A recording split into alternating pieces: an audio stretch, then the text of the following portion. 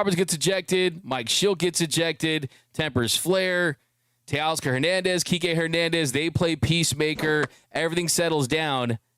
And then in the bottom of the ninth inning, the Dodgers, they're able to muster up a nice rally there to score some runs. You're able to make some things happen. Reynolds out there. He walks Teo. Muncy walks. Pages got under one for the first out. Then Suarez comes in. Your 100-mile-per-hour throwing reliever. Edmonds singled to center. Dodgers score a run, made it a 5-1 game. Kim grounded to short, made it a 5-2 game. And then when Shohei Ohtani comes to the plate, takes ball one, change up down the zone, takes ball two, change up down the way, takes ball three, 101-mile-per-hour fastball off the plate. And then the fourth pitch of the at-bat, Robert Suarez thinks he's being a hero. Robert Suarez thinks he's going to earn some more respect for himself from his teammates and look like the big, tough guy. So what does he do on the fourth pitch of the at-bat? He hits Shohei Ohtani with a 100-mile-per-hour missile up and in.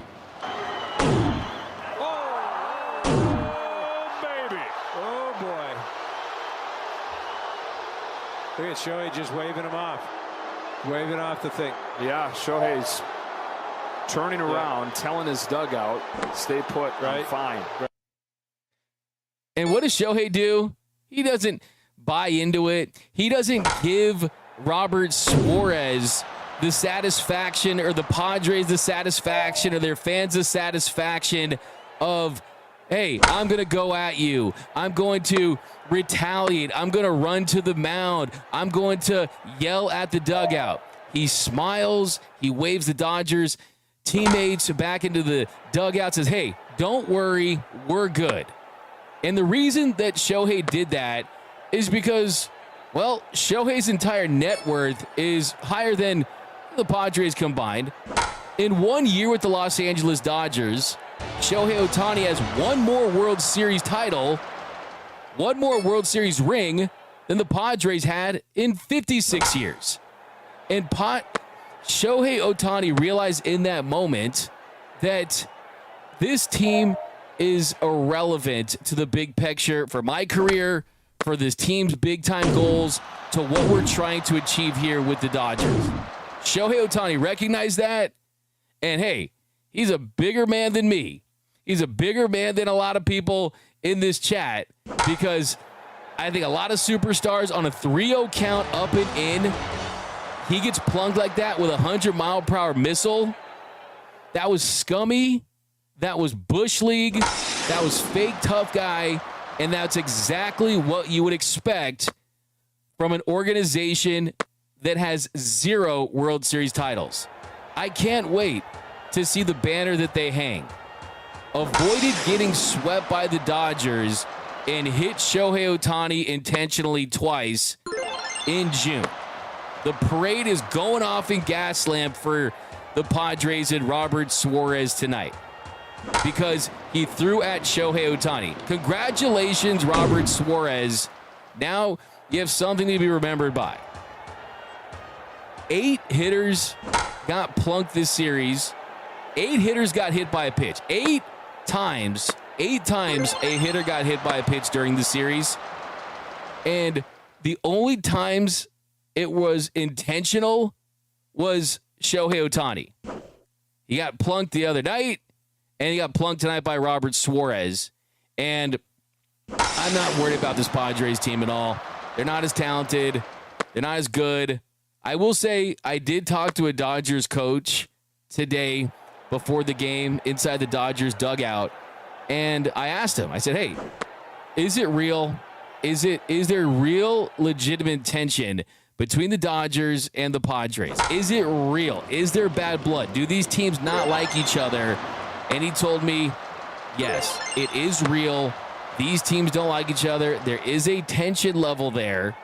He also told me that right now, to the Dodgers, the Padres are a bigger rival to them right now than the Giants are.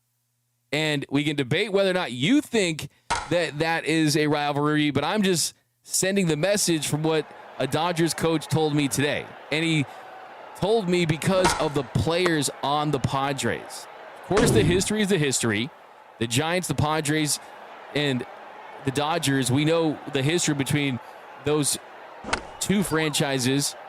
But right now, the Dodgers versus the Padres for a professional sports rivalry, I think it's unmatched. I think from a tension level standpoint, it is as real and heated as any in professional sports right now. And I think tonight, it really just showed me that, look, you can say that Dave Roberts and the Dodgers punted this game early. Mookie Betts is out of the game. Will Smith's out of the game. That last at-bat with Dalton Rushing. Two really bad calls on strikes. The last one wasn't. The Hassan Kim at-bat, there were some bad calls. I mean, Yoshinobu Yamamoto was robbed of a immaculate inning. Think about this. Yoshinobu Yamamoto could have been the 119th example of an immaculate inning. There's only been 118 immaculate innings in the history of Major League Baseball. There's been more than double the amount of no-hitters in immaculate innings, and he was robbed of one by Marvin Hudson in this absolute dog crap umping crew that we saw this series. But tonight was a bad night for the offense. The Dodgers bats had come through. They lose the final game after taking the first three in this series. We'll talk about Yoshinobu Yamamoto's outing, and I think for the most part, Yamamoto, you really can't complain too much about what he did tonight. He went out there early in this one. There was some hard contact against him. Then second inning, Xander Bogaerts, who's been a bad signing for the Padres, he hit a solo home run off him on that pitch. He left a splitter up out over the plate. That splitter is a pitch that has been great for Yamamoto early. Recently, the feel hasn't been as great on that pitch, but he did settle down in this one. 1-2-3 in the third. 1-2-3 in the fourth. Fifth inning, gave up another run after Xander Bogaerts really had his night tonight. He reached on infield single to third, Cronenworth single to right, so back-to-back singles for the Padres. Then Iglesias had a sac fly to left that scored Bogaerts to make it a 2-0 game. He was able to bounce back after giving up that single to Johnson. He struck out Maldonado with a splitter, kept it down, and got Tatis to ground out. So gave up run on 3 hits there in the fifth inning, but still pitched into the seventh inning. I mean, you got to give him a lot of credit. He's been pitching into the seventh inning. Last handful of starts, he's been able to give them length and gave a leadoff double to Xander Bogaerts. Fell behind the count 3-1. They left the four-seamer a little out over the plate. Not great execution. Left it up. And then Cronenworth got a ground rule double that scored another run. But still, it was by definition a quality start for Yamamoto.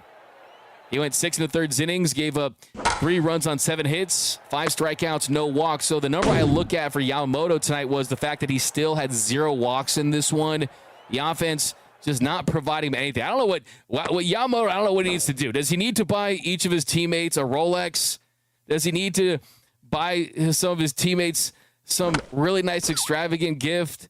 I don't know what he has to do, but Yoshinobu Yamamoto definitely deserves more run support from his Dodgers teammates. And it was the 6th time in his 15 starts that he scored 0 runs while he was out there. He's among the lowest in the league at getting run support, and you hate to see that.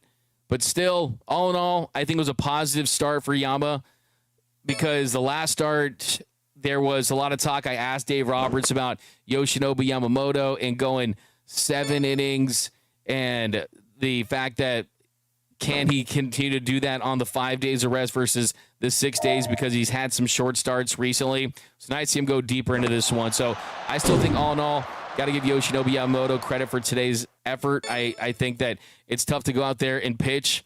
And, hey, if there's any doubt that he was not the Dodgers ace, we know that if you're the Dodgers ace, we saw for so many years with Clayton Kershaw, when you are the ace of the Los Angeles Dodgers, for whatever reason, you just don't get run support. So, yeah, you are officially the ace with that. But here was Yoshinobu Yamamoto after the game talking about his start.